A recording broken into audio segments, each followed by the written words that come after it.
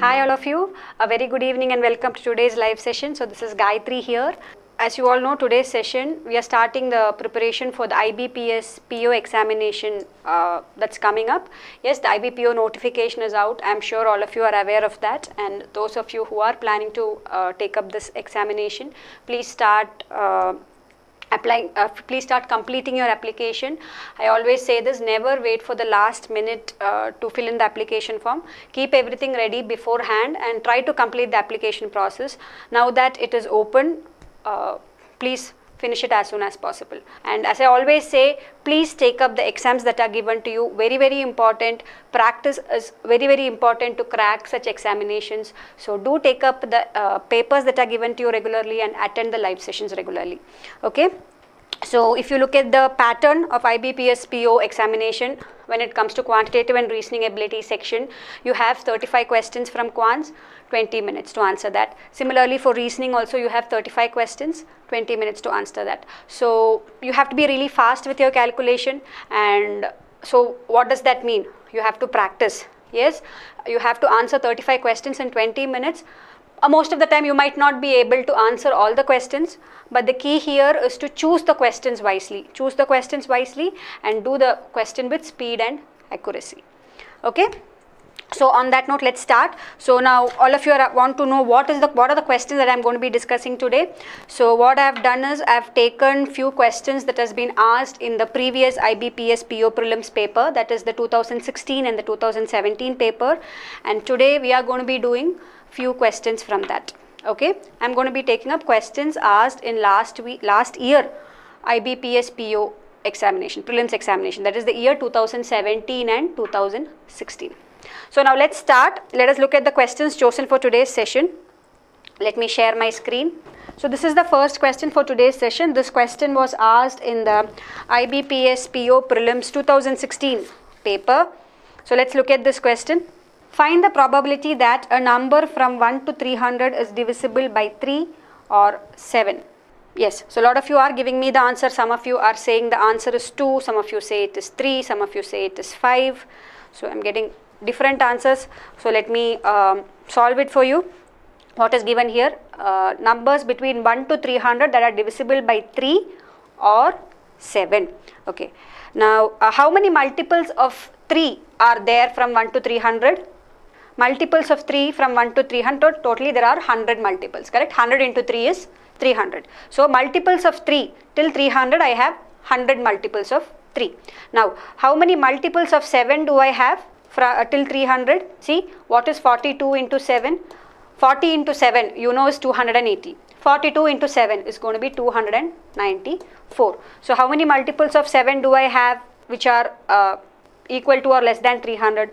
I have 42 multiples of 7, right? Now, what are they asking us in the question? They are asking, find the probability that a number from 1 to 300 is divisible by 3 or 7.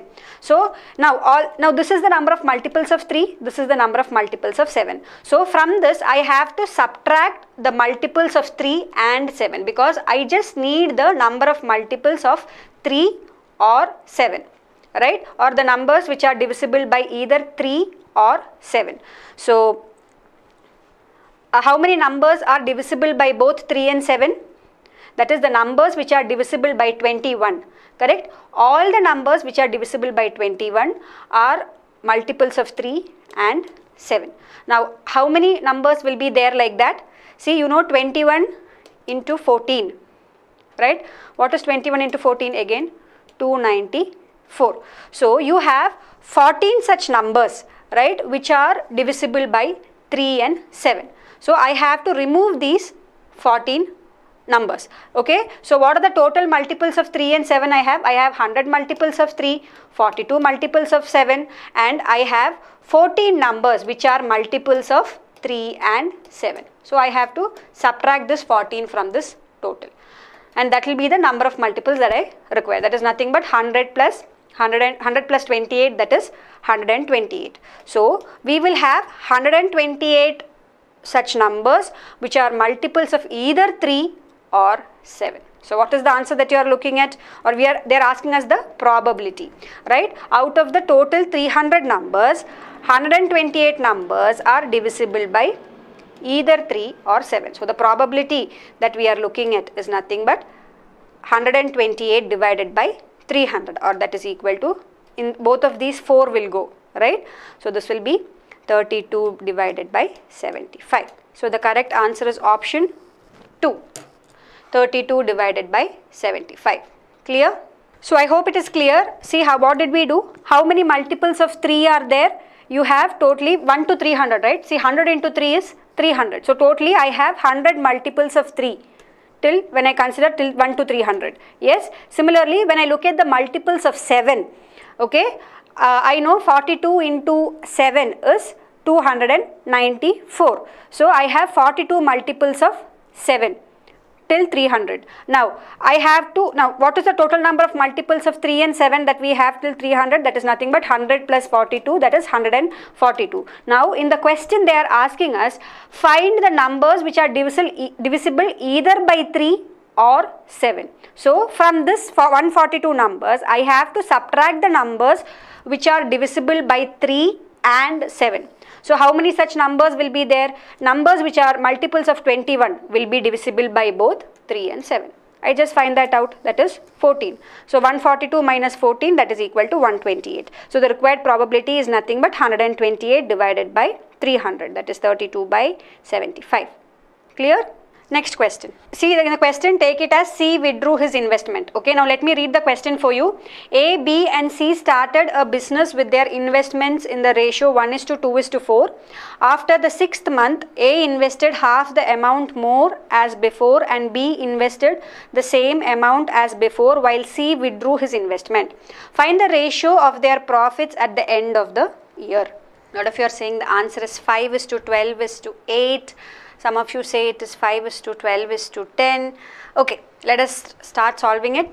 Very easy question, right? ABC started a business with their investments in the ratio 1:2:4. After 6 months, A invested half the amount more as before. So let me first assume that A has invested X rupees, B has invested 2X rupees and C has invested 4X rupees, right? Now what is happening? For the first 6 months, right, what is the amount invested by A? For the first 6 months, A has invested X rupees. Now, for the next 6 months, what has A done? A has invested half more than as before, right? Half more than as before means earlier if A has invested X rupees, now A has invested X plus 1/2X, or that is 3/2X. So much rupees has been invested by A in the next 6 months. See, for the first 6 months, A has invested X rupees. Now for the next 6 months, other than this X, A has also invested half X. So totally for the next 6 months, A has invested 3/2X rupees.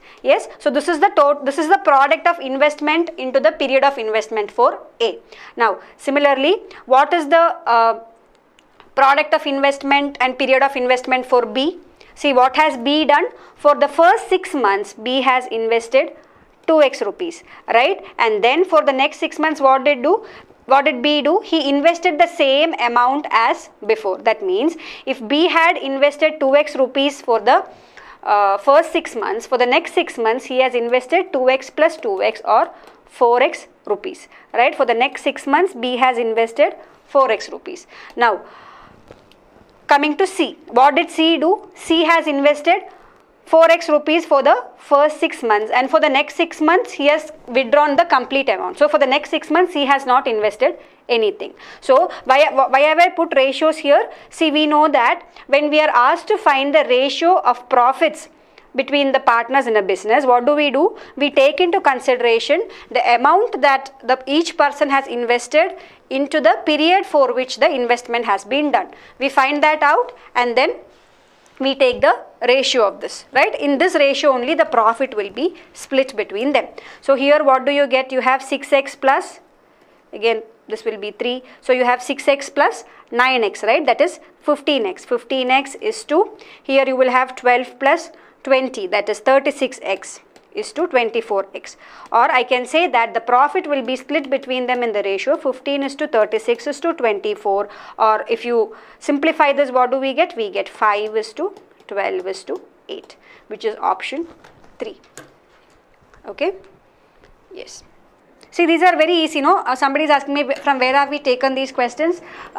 These questions are from the last 2 years prelims paper, okay? IBPS PO 2016 and 2017 paper, right? So, I have chosen these questions so that you get an idea of the type of questions that you can expect in the prelims examination. Now, next one. The average marks in science subject of a class of 20 students is 68.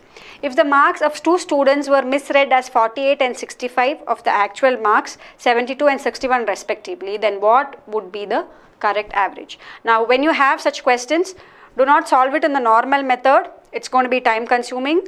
Use the equal distribution method. You will get the answer really fast. Okay. So, how do you solve this? See, I know the normal method in which you will do is find out the total marks now with the given marks, find out the total marks otherwise, right, with the actual marks, then find out the average and all that. Don't use that method. Let us just use the equal distribution concept here and get the answer. How will we do it? See, what is the marks of the 2 students? Actual marks was, see, the actual marks of the 2 students is nothing but 72 and 61. So, what is the sum of the actual marks? 72 plus 61, that is 133, right? Now, what is the marks that has been entered? The entered marks, right? That is nothing but 48 plus 65, that is equal to 113. So, basically what has happened? What is the difference between these two? It is nothing but 20, right? So, actually the marks, when you enter the actual marks, the total marks had to be x. Let us take x, right? Now, if I had given the actual marks for these 2 students, the sum of the marks of all the students has to be x. Now, because I made a mistake while entering the marks, now what has happened? The sum has become x minus 20. Basically, I have entered less marks for these 2 students, right? Actually, it had to be 133, but I have entered only 113. So, what is happening? There is a decrease in the total marks by 20. So, what should we do? We have to add 20, right, to this to get the actual answer. So, now if I have to add this 20, what am I doing when it comes to the average? I have 20 students, right? So, this 20 marks I have to equally distribute it among students. What is average? Average is nothing but equal distribution. So, what do? This 20 marks we distribute it equally among the students. That means each student should get how much marks? 1 mark, right? So, each student's mark will increase by 1. Now, mark in the sense each student's average mark will get increased by 1, correct? Or what will the average now become? It will become 68 plus 1, that is equal to 69. Correct answer is option 2. Okay. So, actually when you solve this question in the examination, this is the only step that you should be doing, right? In the actual case, the average will be the total marks of both the students is going to be 133, but we have only entered 113. So, the deviation that has happened here is 20, right? That is 20 is less. So, this 20 marks has to be added to the group, or this 20 marks has to be equally distributed among these 20 students. So, how do I do it? I increase the mark of each student by 1, right? Because I am using the concept of equal distribution. So, my average will also increase by 1, or it will become 69. Clear? Yes. All of you got 69? Good. Let's look at the next question. 24, 28, 19, 35, 10. Question mark. What is the logic that is followed here? See, 24 plus 2 squared is 28. Correct? Now, next 28 minus 3 squared, right, is 19. And 19 plus 4 squared is 35. 35 minus 5 squared is 10. So, next will be 10 plus 6 squared. So, 10 plus 6 squared is 36, or the answer we are looking at is 46. Option 4. Yes. Very easy question, no? Next one. In IBPS PO, generally you get questions on equations. So, in the last 2 years, we have seen around 4 to 5 questions on from this topic equations. Again, see, when it comes to these exams, you can never predict and say that for sure equation will come. There are some years when equations doesn't come at all. So generally it's an important topic. In most of the papers you see questions on equations. So it's your luck whether you get a question or not, because pattern we can never decide anything. See here, both the signs are minus and plus. So directly by seeing, how can you say it is cannot be determined? So everybody is giving me the answer as E. How come? Okay, some of you say it is D, some of you say it is B. See, I tell you that for a lot of questions on equations, you can use the sign table, right? Because for some cases, directly by looking at the sign table, you will be able to say whether the answers cannot be determined or not. But here for this particular question, right, what is the sign that is used? Minus plus. No, yeah, minus plus, right? So both the roots are going to be positive. So you will have to find out the roots to check which is greater or lesser, yeah, to find the relationship basically. So how will you do this? The first equation that we have is 3x squared minus 22x plus 7 is equal to 0. So I need to find out two numbers whose product is 21 and whose sum is 7 3s are 21, whose product is 21 and whose sum is 22. So which are the two numbers whose product is 21 and the sum will be 22? The two numbers has to be 21 and 1. Okay. Now if these are the two numbers, now here I have the coefficient of x square is 3. So the roots that I am looking at is nothing but 21 by 3 comma 1 by 3. What will be the sign of the roots? The sign of the roots I get it from the sign table, right? If this is, there is the symbol before bx, right, is negative and the symbol before c is positive, then both the roots are going to be positive. So the roots that I am looking at is 21 by 3 and 1 by 3, that is nothing but 7 comma 1 by 3. These are the roots that I am looking at. So for all those of you who are new to this session, I am sure that you might have, you might be thinking, what is this table that I am drawing? This is called as the sign table. This is a shortcut method that we use to find out the roots of quadratic equation. So please go back home and refer to our advanced and additional questions in the portal. You will be able to find out how this method is done. Okay. So here you have 7 and 1 by 3 as the roots. Now let us look at the next equation, y squared minus 15y plus 16, that is equal to 0. Again you have two numbers whose product is 16 and the sum of the two numbers is 15. So what are the two numbers going to be? 56, right? Sorry. I have to find out two numbers whose product is 56 and the sum is 15. So the two numbers are going to be 8 and 7. 7 8s are 15 and 8 plus 7. 7 8s are 56 and 8 plus 7 is 15. So these are the two numbers that I am looking at. Here the coefficient of y squared is 1. So the roots that I am looking at is 8 and 7. Again using the sign table, I can say both of these roots are positive. So what is the relationship between x and y now? So this is the value of x, right, and this is the value of y. So I can say that y is greater than or equal to x. So that is the answer that we are looking at, which is option 4. See, signs play a major role when solving such questions is that for some cases, no, you can directly say that the answer will be cannot be determined.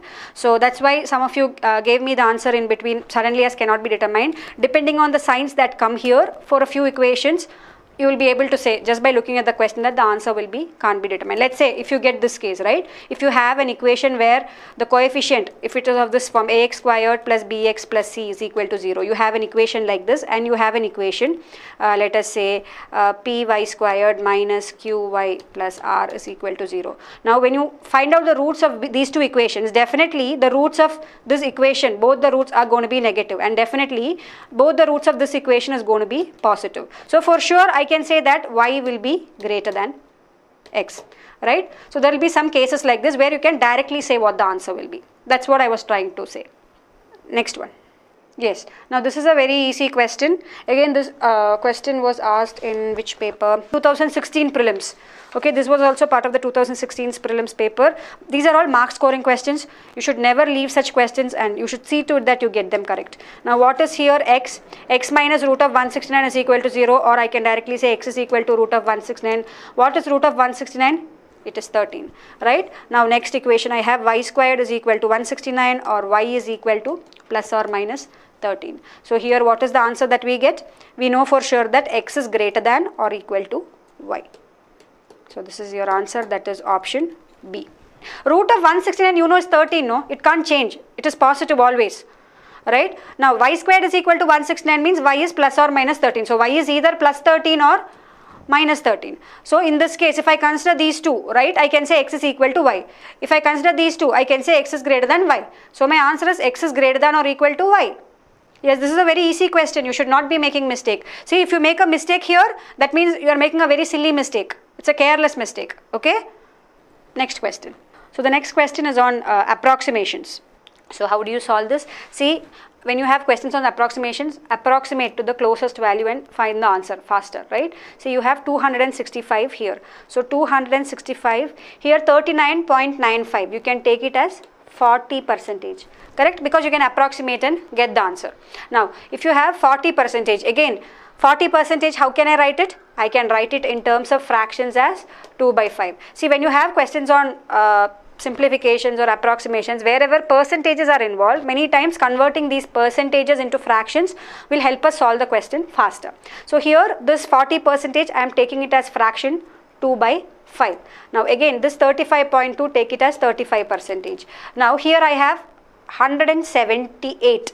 Now this 178, it is easier if I take it as 180, right? Because let us, anyway you are going to approximate, so let us take it as 180 so that we can calculate faster.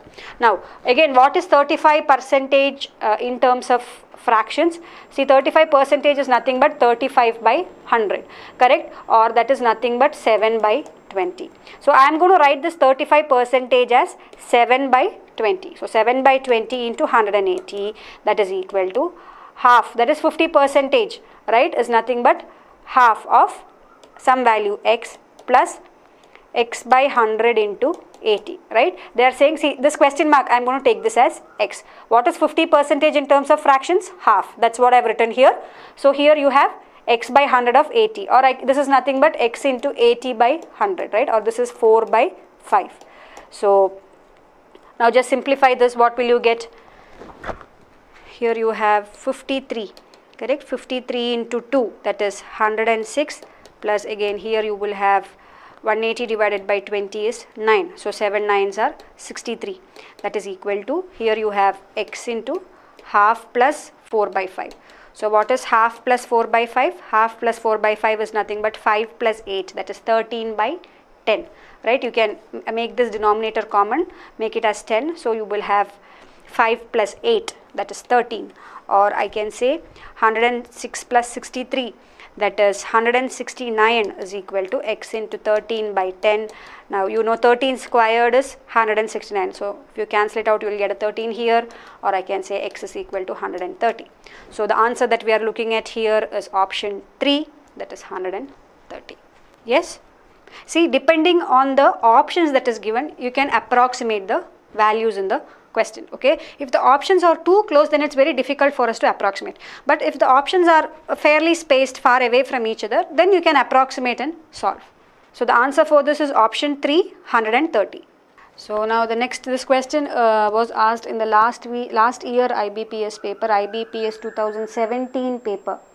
Yes, now let us look at this question. What is given here? Ramesh has 20% savings with him from his monthly salary. If his expenditure on clothing is 25% of the overall expenditure, and his total expenditure except clothing is 3,600, then find his saving. So let us assume that the salary of Ramesh is X. Now if Ramesh's salary is X, what is his savings? He is saving 20% of his salary, or he is saying 0.2x. Now his expenditure on clothing is 25% of the overall expenditure. So if he is saving 20% on clothing, what is his expenses? His expenses is nothing but 1x minus 0.2x, or he is basically using 80% of his salary for expenditure. Out of this 80% of his salary for expenditure, how much is he spending on clothing? He is spending 25% of this for clothing, right? Now, how much will that account to? So, I can say that for clothing, he is spending 20%, 25% of 0.8x is nothing but 1/4 of 0.8x, right? Or that is again equal to 0.2x. So, for clothing from the total salary x, he is spending so much, right? 0.2x he is spending on clothing. Now, what have they given? They have given that his expenditure other than clothing accounts to 3,600 rupees, or this 0.8 minus 0.2x, right? See, 0.8x minus 0.2x, that is the 0.6x is equal to 3,600. Now, what should you find out? You have to find out a saving. You have to find out what is 0.2x. So, that will be nothing but 3,600 divided by 3. It is 1,200. Option 4, right? So, 60% of his salary accounts to 3,600 rupees. What is 20% of his salary? That is nothing but 1,200. That is how you find out. Clear? Right? The easier way, another easy way in which you can approach this question is, instead of taking it as x, take it as 100. Okay, if you say his total salary is 100, what is his total savings? His savings is nothing but 20, right? Out of 100 rupees, he is saving 20 rupees. So, what will be his expenses? His expenses will be 80 rupees.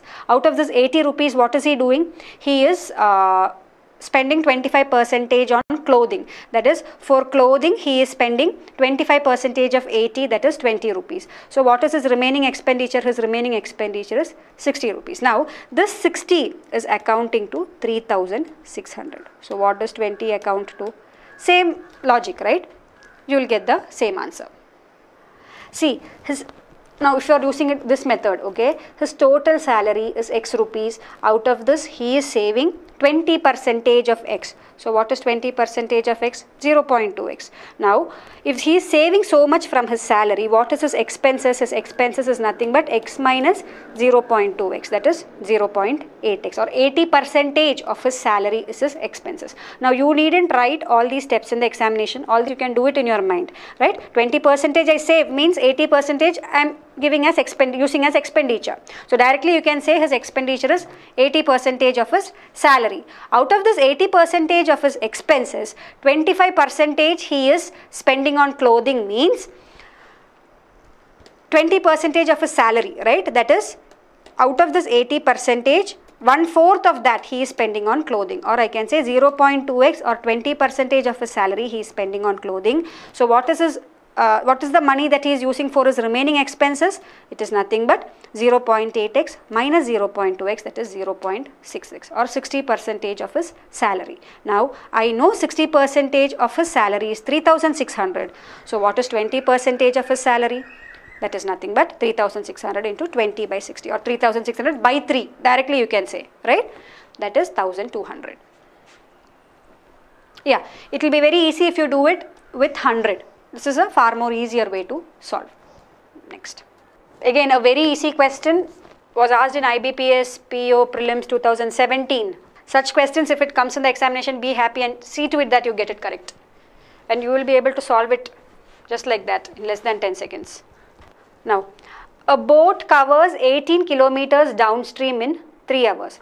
If the speed of the current is 1/3 of its downstream speed, in what time will it cover a distance of 100 kilometers upstream?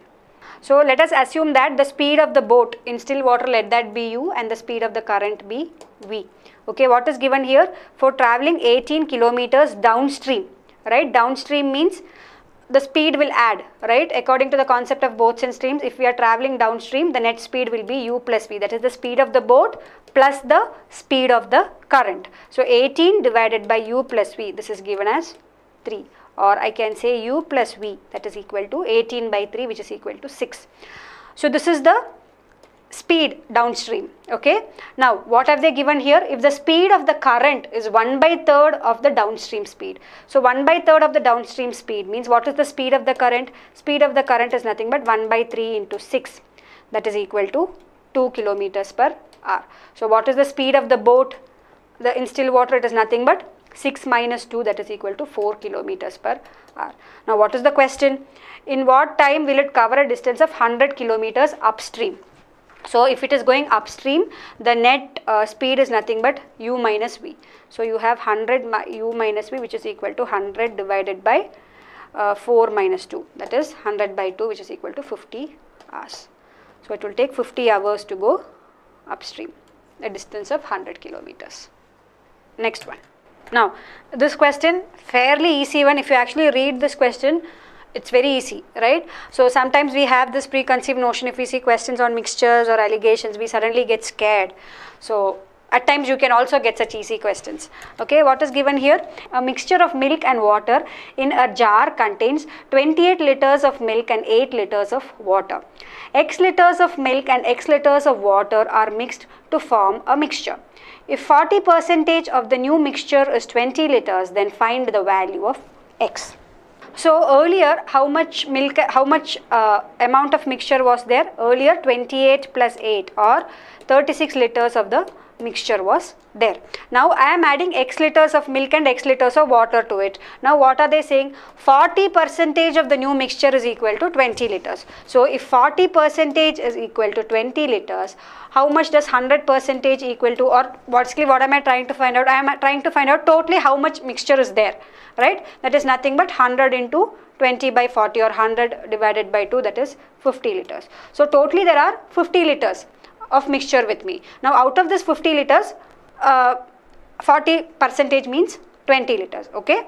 Now earlier how much was there? Earlier there was 36 liter. Now I have 50 liters. So extra there is 14 liters. Now how did this 14 liters come? I added X liter of milk and I added X liter of water, right? So how much milk and water I added? 14 by 2. So I have added 7 liters of milk and 7 liters of water. So the answer is option 1, 7. Next, sum of the length of two trains A and B is 660. The ratio of the speeds of A and B is 5:8. Ratio between the time to cross an electric pole by A and B is 4:3. Find the difference in the length of the two trains. Okay, so let us solve this. See, sum of lengths of two trains A and B is 660. So length of train A plus length of train B, that is equal to 660. The ratio of speeds of A and B is 5:8. So let me assume that the speed of train A, okay, and speed of train B, let us take it as 5x and 8x respectively. Now ratio between the time to cross an electric pole by A and B is 4:3. So the time taken by A and the time taken by B to cross an electric pole, let us take it as 4y and 3y respectively. Now what is the length of the train, or see what is length of the train? See, time taken to cross a pole, right? Now to cross a pole, the distance travelled by the train is nothing but the length of the train, correct? Because the pole is like a point, right? Now there is a train here. This train has to completely cross this pole, means it has to cross the distance of the train itself or the length of the train itself. That's what it has to cross, right? Basically this point has to come here and this point has to come here, right? So now I can say that, so what is this? See this length, right? This length of this train A is nothing but the distance that is travelled by train A to cross the pole, or the length of the train B is nothing but the distance that is travelled by the train to cross this pole again, right? So what is the distance that is travelled by the train to cross the pole? Let us take the train A, okay. The distance travelled by the train A to cross the pole is nothing but 5x into 4y, right? Now the distance travelled by the train B to cross the pole is nothing but 8x into 3y. Basically I am doing the product of the speed into the time, right? Product of speed into time will give me the distance. But here I know the distance that is travelled by each of this train is nothing but the length of the train itself. What does this represent? This represents the distance that is travelled by train A, or the length of the train A, which is nothing but the length of the train A, correct? This represents the distance that is travelled by the train B to cross the pole, which is nothing but the length of the train B. We already know the sum of these two is equal to 660, or what can I say? I can say 5 4s are, that is 20, right? 20xy plus 24xy, that is equal to 660, or we can say 44xy is equal to 660, or xy is equal to 660 divided by 44, that is 15. Now, what are they asking us in the question? Find the difference between the length of the two trains. So, you have to find out difference between the length of the two trains, right? Now, see, what is the length of train A? Length of train A is nothing but 20xy. Length of train B is nothing but 24xy. So, what is the difference between the length of the two trains? It is nothing but LB minus LA, right? Because here length of the train B seems to be greater. So, 24xy minus 20xy, or I have to find out what is the value of 4xy. Here I know xy is already 15. So, 4 into 15, which is equal to 60. That is the answer that we are looking at. That is option 2. Clear? Clear, no? Let's look at the next question. S1 is a series of 4 consecutive even numbers. If the sum of the reciprocal of the first two numbers of S1 is 11 by 60, then what is the reciprocal of the third highest number of S1? So, what is given in this question? We have 4 consecutive even numbers, and they are saying that the reciprocal of the first two numbers is 11 by 60. We have to find out the third highest number of this series. Now, what is the general form in which you will write the numbers? The numbers will be x, x plus 2, x plus 4 and x plus 6, right? This is how you would approach this question normally. Now, what are they are telling that when you are looking at the first two numbers in the series, the reciprocal of these two numbers, if you add that, the answer that you get is equal to 11 by 60. Now, they are asking us to find out the reciprocal of the third highest number of S1. So, normally how would you approach this? From here you find out the value of x. After you get the value of x, what is the value that they are asking? They are asking you for the reciprocal of the third highest number. So, what is the third highest number in this series? See, this is going to be your highest number, this is going to be your second highest number, and this is going to be your third highest number. So, you have to find out the value of 1 by x plus 2. So, this is what is asked in the question. Now, this is not the right way in which you would approach this question in the examination. We don't have that much time to solve these questions, right? So, this question you should be able to give the answer in less than 10 seconds because the options here are given in such a way. Yes, you can eliminate the option and arrive at the answer faster. Now, let us look at the options. See, they are talking about even numbers. So, if a number is 18, right, what is the reciprocal of this even number? It is nothing but 1 by 18. If you have a number 16, the reciprocal of this number is 1 by 16. Now, look at the options that are there here. What are the options? You have 2 by 13. Is this an even number? Is 13 an even number? No. So, this is not a reciprocal of an even number. Similarly, this is also not the reciprocal of an even number. This is also not the reciprocal of an even number. So, right away, when you look at this question, you can eliminate these 3 options. Now, you are left with only 2 options. That is, option 2, which is 1 by 14, and option 5, which is none of these. So, we have to choose between these 2 options and see which is the correct answer. Now, let us look at this option 1 by 14. So, if 1 by 14 is going to be your right answer, then what is 1 by 14? 1 by 14 is nothing but 1 by x plus 2, correct? It is the third largest number in the group. So, if 14 is the third largest number, then what will be the other 2 larger numbers? 16 and 18, and the smallest number has to be 12, right? So, this has to be the series if this is your answer. Now, if this is the case, what is the sum of the first 2 numbers in the series? It is nothing but 1 by 12 plus 1 by 14. Now, when you add this, this is not equal to 11 by 60.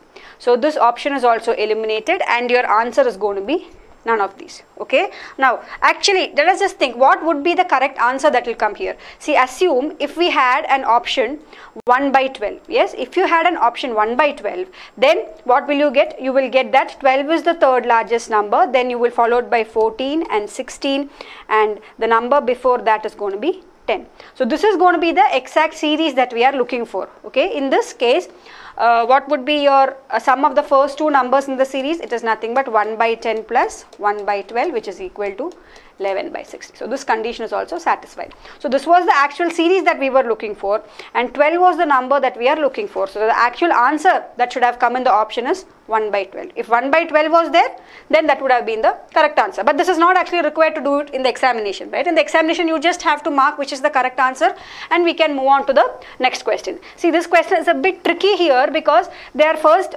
talking about the sum of reciprocal of the first 2 numbers, and then they ask you for the third highest number. So, immediately we might get confused which is the third highest, right? Immediately, lot of us, since one of the option is there as 1 by 14 also, we might end up choosing this as the answer. Don't do that. Check correctly. Okay. So I would say it's a bit tricky, because in that when you're actually doing it in the examination, you might mark 2 as the answer. Okay, just be careful. So here they are asking for the third highest number, which is actually, if you look at the series, it is 12. This is the actual series that we are looking for. But if we take option 2 as the answer, then this will be the series that we get. But here the first condition will not be satisfied. The reciprocal of the first 2 numbers and their sum is going to be 11 by 60. That won't be true here. So the correct answer for this question is going to be none of these. Now this one is a very easy one, question on approximation. You can do this in your mind. You needn't even write this down in a paper and solve.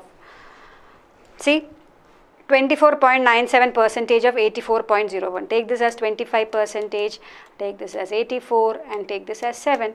So I have 84 divided by 4, which is 21. 21 divided by 7, nothing but 3. So my answer is option 1. So how do we do it? See, you have 84 into 25%. What is 25% in terms of fractions? It is nothing but 1 by 4. What is 84 by 4? 84 by 4 is 21. Now I do 21 by 7, which is equal to 3. Very easy question. Again, this was part of the 2017 paper, 2017 IBPS PO Prelims. Next question. Alright, so how do you solve this? Root of 3099.985 divided by 62 plus 14. So you take it as, approximate it again. This is nothing but 3100 divided by 62 plus this is 14, right? Now what is 3100 divided by 62? And then just add 14 to it and you will get the answer. What is the answer that all of you are getting? 3100 by 62 is nothing but 50, correct? So 50 plus 14, or that is equal to root of 64, which is equal to 8. Option 2. Yes. Next question. Let us move on to the question on data interpretation now. Right. So look at this question. The total number of hats sold by A and B together on Wednesday is how much percentage more than the number of hats sold by A and B together on Tuesday? A and B together on Wednesday. So how much is A and B selling together on Wednesday? On Wednesday they are selling 64 plus 48, that is 112 hats they are selling on Wednesday, A and B put together. Now on Tuesday, how much are they selling? On Tuesday they are selling 60 plus 36, or totally they are selling 96 hats. Now what is the percentage that we need? 112 minus 96 by 96 into 100. They are asking by what percentage is the number of hats sold on Wednesday greater than the number of hats sold on Tuesday. So it should be line graph, no? Yeah, it should be line graph. So here the answer that you get is nothing but 16 2 by 3 percentage. That is option 4. Next one. A sold 80% defective hats on Thursday and B sold 75% defective hats on the same day. Find the number of hats sold by A and B on Thursday that are not defective.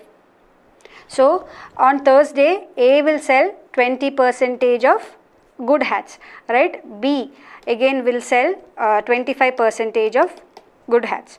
So you have to find out the number of hats sold by A and B that are not defective on Thursday. So how many hats will A sell which are not defective? That is 20% of 60. So what is 20% of 60? That is nothing but 12.